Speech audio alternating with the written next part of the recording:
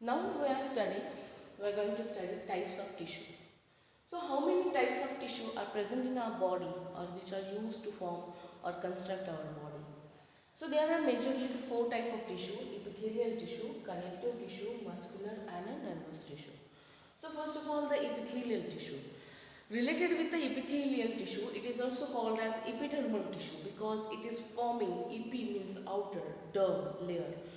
Okay बॉडीचा सगळ्यात बाहेरचा लेअर जो काही फॉर्म केला जातो तो इपिडर्मल टिश्यू आहे किंवा इपिथेलियल टिश्यू आहे.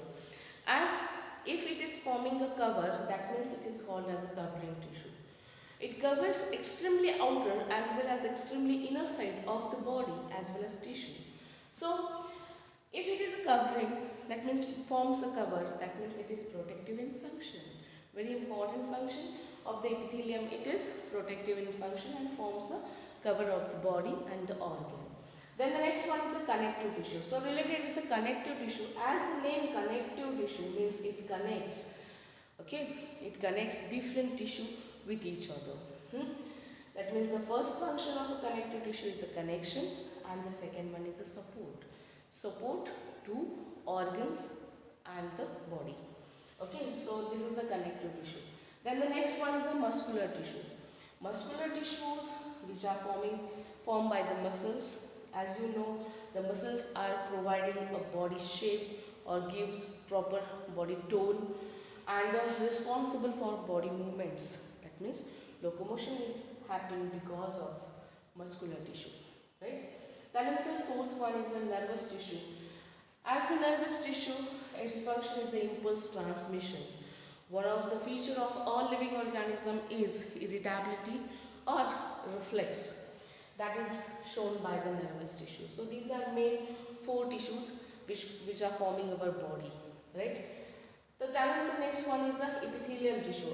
Related with the epithelial tissue, it is also called as the epidermal tissue. Epi means outer and dermal means layer. Outer layer form करणारे जे काही टिश्यू असतील किंवा कवरिंग फॉर्म करणारे टिश्यू जे काय असतील त्याला इपिथेलियल टिश्यू असं म्हटलं जातं. So what are the general characteristic of epithelial tissue? This epithelial tissue, as it's a tissue, that means it is made up of number of cells, group of cells which having same structure, performing same function and must have same embryonic origin, right? So all cells rest on a basement membrane. In this, all cells rest on a basement membrane. So all cells rest on a basement membrane. So these are the cells which rest on this membrane. This membrane is called as a basement membrane. This is non-cellular material. This is a non-cellular material and this non-cellular material is present or is differentiates this epithelium from the connective tissue. Just below to the epithelium there is a connective tissue, right? So it separates out the two tissue with each other. This is non-cellular membrane called as a basement membrane. The cells are closely or tightly arranged with each other. या ज्या काही cells आहेत त्या एकमेकांना कॉम्पॅक्टली arranged आहेत. आता कॉम्पॅक्टली arrange होत असताना त्यांच्यामध्ये फॉर एक्झाम्पल जर आपण वरच्या साईडने जर पाहिलं, सुपरफिशियल व्ह्यू जर आपण त्यांचा पाहिला तर या सेल्स एकमेकांना अशा टाईटली अरेंज्ड असणार आहे विथ नो इंटरसेल्युलर स्पेस. की या दोघांमध्ये काय, या सेल्समध्ये काय, नो इंटरसेल्युलर स्पेस, बिलकुल या दोघांमध्ये स्पेस नाही आहे. जर स्पेस असली असती, if the space is present, that is very little amount of space and that space must be filled with a cementing material called as a matrix, right? म्हणजे आता काय की all cells rest on a basement membrane. Cells are compactly arranged with each other with no intercellular space. If space is present, then this space is filled with a substance called as intercellular matrix. It is called as a intercellular matrix, the cementing material, okay, which binds these two cells. Then the cells may be, आता सेल्सचा shape आपण पाहतोय, they may be a squamous, म्हणजे fragment अशा पसरलेल्या असतील. They may be a squamous, they may be cube like that means cuboidal, they may be column like that means columnar. Okay, तीन प्रकारचे शेप दिले. Cells may be squamous, cuboidal or columnar cells. Epithelial cells are of three types majorly according to the shape: squamous epithelia, cuboidal epithelia and columnar epithelia. Here you can see each cell has its own nucleus. The nucleus may be centrally or acentrally placed nucleus, right? So in case of if that cell is a cube-like cell, then it must have a nucleus at its central side. And if that cell is a column-like or columnar cell, then its nucleus must be towards the near to the basal end, near to the basement membrane. That means a centrally placed nucleus. And each nucleus is surrounded by cytoplasm. Nucleus is surrounded by cytoplasm. The next one, these cells has, or these epithelial tissue has a capacity of regeneration. म्हणजे continuously यांना wearing and टिअरिंग आहे, त्याच्यामुळे या cells ज्या काय आहेत त्या continuously बनत जाणार आहेत, घडल्या जाणार आहेत, कंटिन्युअसली डिव्हिजनमध्ये जाणारे या सेल्स असणार आहेत. Okay, epithelial tissue, right. So these are the features of the epithelial tissue. पुन्हा एकदा बघूयात. इपिथेलियल टिश्यू म्हणजेच इपिडर्मल टिश्यू की जे बॉडीचं एक्स्ट्रीम इनर आणि एक्स्ट्रीम आउटर साईडला असणार आहे. जसं की बॉडीचं कवर फॉर्म करणं असेल किंवा ऑर्गनच्या एकदम आतमधलं जे काही स्ट्रक्चर असेल ते इपिथेलियल टिश्यूने बनलेलं असेल. त्याच्यामुळे त्याचं फंक्शन काय आहे? कव्हरिंग आहे. कव्हरिंग व बाहेरून आणि आतून अशा दोनही ठिकाणी ते कव्हर करतं. म्हणजे मेन फंक्शन असणार आहे त्याचं प्रोटेक्शन. क्लिअर? याच्यामध्ये काय की सर्वच्या सर्व सेल्स ज्या काय आहेत, cell rest on a basement membrane. आता हे बेसमेंट मेम्ब्रेन नॉन सेल्युलर मटेरियलने बनलेलं आहे आणि ते दोन टिश्यूला एकमेकांपासून सेपरेट आउट करण्याचं पण काम करतं. त्यानंतर all cells rest on a basement membrane and these cells are tightly arranged with each other or compactly arranged with each other. Tightly fitted आहे त्या एकमेकांशी विथ नो इंटरसेल्युलर स्पेस. त्या दोघांमध्ये इंटरसेल्युलर स्पेस नाही आहे. इफ प्रेझेंट जर असेल ती space, intercellular space, then that space is filled with a cementing material called as intercellular matrix. त्याला काय म्हटलं जातं? इंटरसेल्युलर मॅट्रिक्स असं म्हटलं जाईल. त्यानंतर या ज्या काही सेल्स आहेत, प्रत्येक sale, each cell has its own nucleus. Nucleus may be centrally placed or acentrally placed. जर ती क्युबॉइडल एपिथेलिया असेल तर सेंट्रली प्लेस्ड न्यूक्लियस असेल. कॉलुमनर एपिथेलिया असेल तर near to the basal end means a centrally placed nucleus असेल. Nucleus is surrounded by cytoplasm. Nucleus हे surrounded केले कशाने? सायटोप्लाझमने सराउंड झालाय. And this cells has an ability of regeneration. So what are the functions of this epithelium? या इपिथेलियमचे functions काय आहेत ते आता आपण बघूया. So the first function of epithelium is a protection. I have enlisted here. The first function is a protection.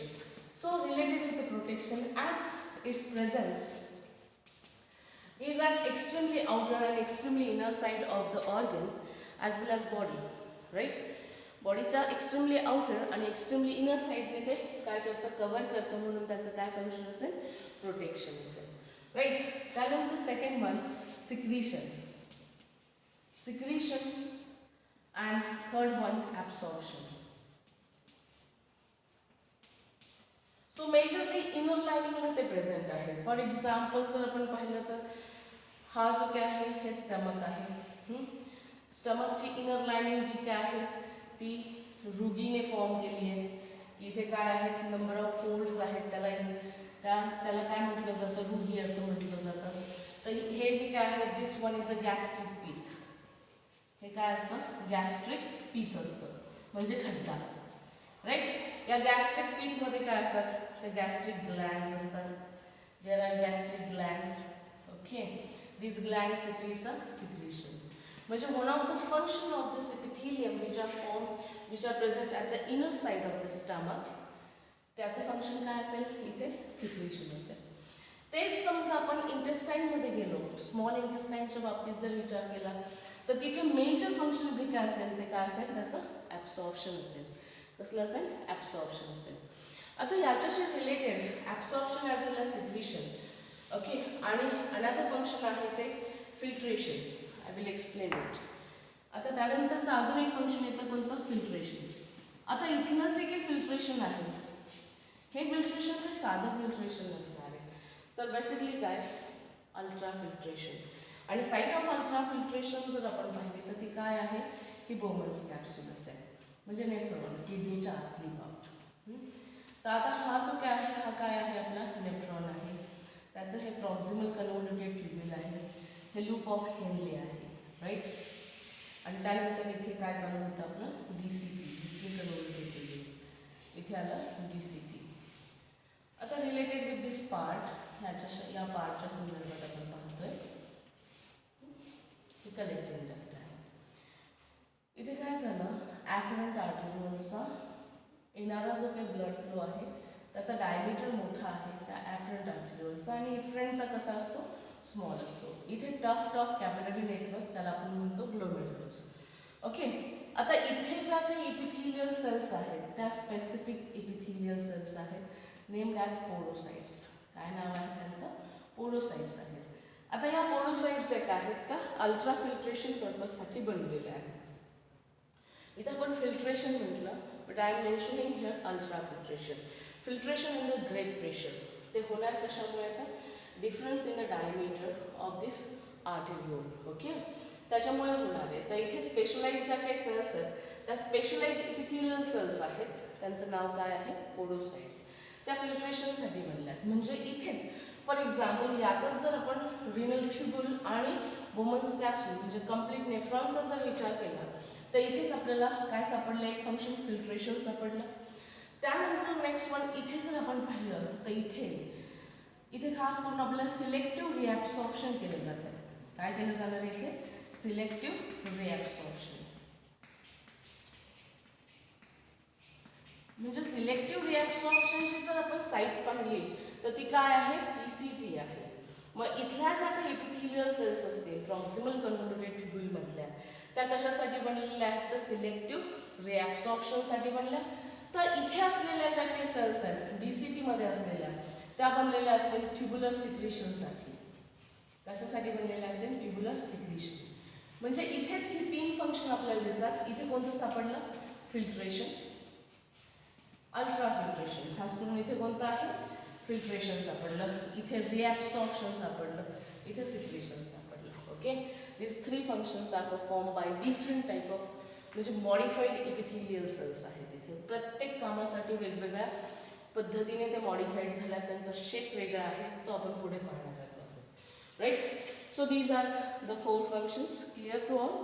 Then the next one, आता पुढचं जर आपण पाहिलं तर काय आहे, फिल्ट्रेशन नंतर आहे गॅसेस एक्सचेंज. नेक्स्ट फंक्शन कोणतं आहे, इथे गॅसेस एक्सचेंज. सो आता गॅसेस एक्सचेंजसाठी बघू. सो गॅसेस एक्सचेंजचं जे काही साईट आहे ते इंटरनल रेस्पिरेशन कुठे होत असतं, येस, ॲट द अल्व्हिओलर लेवल. आता याच्यामध्ये जर आपण पाहिलं, हे आपलं वेन पाईप आहे, ट्रकियाचं बायफर्गेशन होतं. बायफर्गेशन होऊन हा जो काही ट्रकिया आहे तो कशामध्ये एंटर होतो, आपल्या लंग्समध्ये. क्लिअर. आता हे जे काय आहे हे लंग्स आहेत आपले. लंग्समध्ये इथे जर पाहिलं तर नॉच आहे, ते कशासाठीची प्रोव्हिजन असते, येस, हार्टसाठीची. आणि याचं फर्दर बायफर्गेशन होतं आणि याचं पुन्हा अजून छोट्या मध्ये कन्व्हर्जन होतं.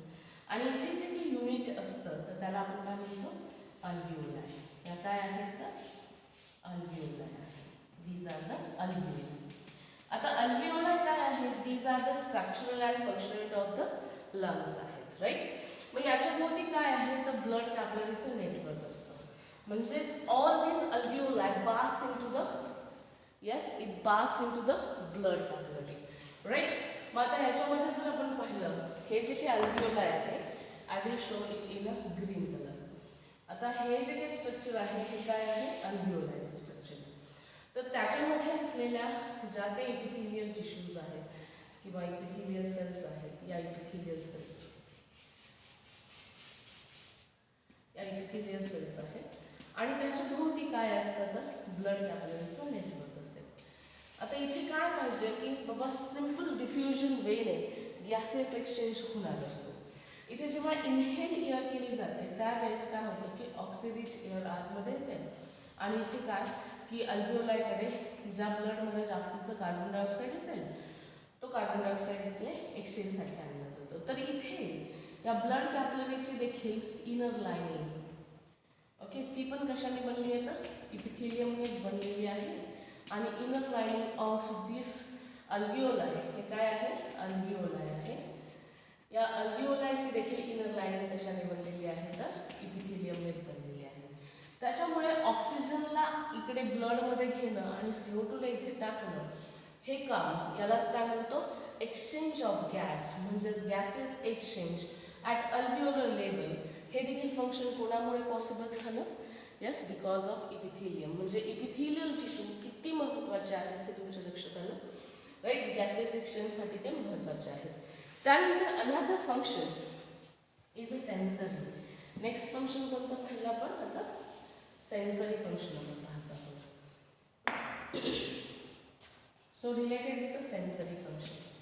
आता सेन्सरी फंक्शन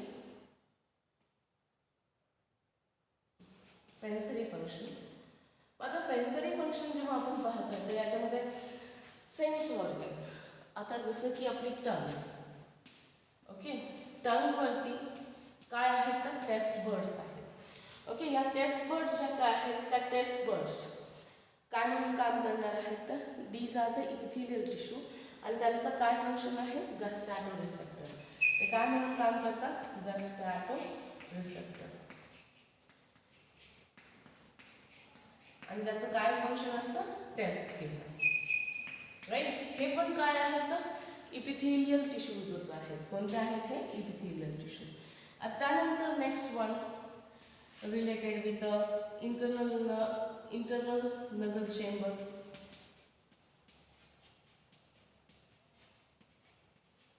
नजल चेंबर आता नजल चेंबर जे काय आहे तर त्याची इंटरनल साईड तिथे जर आपण पाहिलं तर तो जो काही वेस्टिब्युल्सचा पार्ट जो काय आहे तो पार्ट खास करून कशासाठी सेन्सरी पार्ट आपण म्हणतो.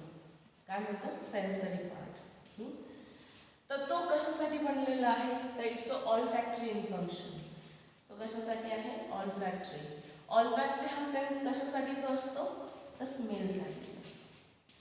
आणि मग तिथे पण कोणत्या प्रकारच्या सेल्स आहेत तर इपिथिलियल सेल्स आहेत. त्यानंतर थर्ड वन आपण बघूया सेन्सरी फंक्शन पाहतोय आपण इपिथिलियमचं इंटरनल इयरमध्ये. कशामध्ये इंटरनल इयर. आता जो काही आपला इयर आहे त्या इयरचे 3 पार्ट केलेत एक्सटर्नल इयर मिडल इयर आणि इंटरनल इयर. आता इंटरनल इयर हा कॉक्लियाने बनलेला आहे आणि कॉक्लियामध्ये हेअर सेल असतात. या हेअर सेल ज्या काय आहेत त्या ऑडिटरी रिसेप्टर म्हणून काम करतात. कोणत्या ऑडिटरी रिसेप्टर.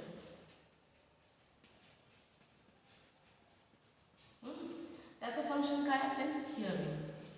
काय फंक्शन असेल हिअरिंग. ॲज वेल ॲज हा इंटरनल इयर जो काय आहे ना our internal year is a fluid field. तो कसा आहे फ्लूइडने भरलेला आहे. It is filled with a fluid.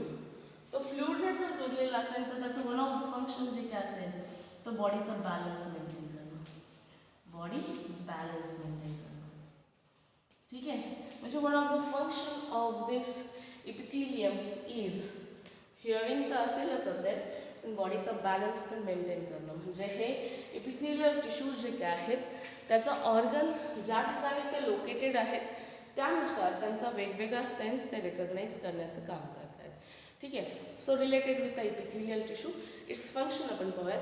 प्रोटेक्टिव्हिंग function आहेत कारण ते एक्स्ट्रीमली आउटर आणि एक्स्ट्रीमली इनर साईडला प्रेझेंट असल्यामुळे. त्यानंतर एक्स्ट्रीमली इनर साईडला प्रेझेंट असल्यामुळे सिक्रेशनचं काम करतात. जसं की एक्स्ट्रीमली आउटरला असल्यामुळे जसं की स्किनवरती जरी असतील तर त्यांचं फंक्शन काय आहे स्वेटचं सिक्रेशन असेल किंवा सिबमचं सिक्रेशन करणं असेल. त्यानंतर ॲब्सॉर्प्शन खास करून आपण पाहिलं ट्युब्युलर सिक्रेशन सिलेक्टिव्ह रिॲब्सॉर्प्शन जी काही प्रोसेस आहे ती अल्ट्राफिल्ट्रेशन नेफ्रॉनमध्ये होते ती आपण पाहिली. त्याचप्रमाणे ॲब्सॉर्प्शन इन स्मॉल इंटेस्टाईन तिथल्या ज्या काही स्पेसिफिक सेल्स आहेत त्या इपिथिलियल सेल्स खास करून ॲब्सॉर्प्शनसाठी बनल्या त्यानुसार त्या मॉडिफाईड झालेल्या आहेत. त्यानंतर फिल्ट्रेशनचं काम केलं जातं साधं फिल्ट्रेशन नाही तर अल्ट्रा फिल्ट्रेशन, की ज्याच्याने युरिन फॉर्म केली जाते आपली ते. त्यानंतर नेक्स्ट आपण पाहिलं ते gases exchange. Gases exchange takes place at alveolar level, आणि ते कशामुळे पॉसिबल झालं तर because of the thin layer of epithelial tissue. त्यानंतर next one is a sensory. Sensory ज्या ऑर्गनमध्ये त्या प्रेझेंट आहेत त्याच्यानुसार त्यांचा वेगवेगळा सेन्स ते रेकग्नाईज करण्याचं काम करतात. टंगमध्ये त्या टेस्टचं काम करतील. त्यानंतर इंटरनल नझल चेंबर, नझल चेंबरमध्ये त्या स्मेलचं काम करतील. तर इयरमध्ये त्याचे दोन फंक्शन असतील, एक हिअरिंगचं असेल आणि दुसरं काय असेल, body balance. So this is all related with the types of tissue and the general characteristic feature of the epithelium.